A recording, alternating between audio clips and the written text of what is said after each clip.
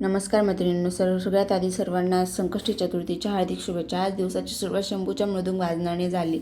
सकाळची टिफिन बनवायची धावपळ संपली होती म्हणून म्हटलं सोबत चहा घेऊया। त्यानंतर शिव ऑफिसला गेले। मग घर झाडायचं होतं, त्याआधी शंभूने केलेला पसारा आवरायला घेतला। मग त्याच्यामध्ये त्याने काल आणलेले ब्लॉग्स पप्पांना दाखवले होते, त्याच्यामुळे ते पूर्ण घरभर करून ठेवले होते आणि पुस्तकाचे तर पोथीचे पानच करून ठेवलेले पूर्ण ते आवरून घेतलं। त्याच्यानंतर खुर्च्या क्लीन करायला घेतल्या। तो त्याला काही खायला दिलं म्हणजे तो खुर्चीवर जाऊन बसतो, त्यामुळे तिथे थोडंफार पडतं, त्यामुळे खुर्च्याही क्लीन कराव्या लागतात।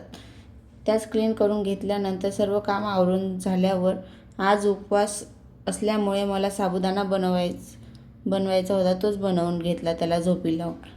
आणि रात्रीच्या जेवणामध्ये आज मी खानदेश स्पेशल वरणबट्टी आणि वांग्याची भाजी बनवली होती। आजसाठी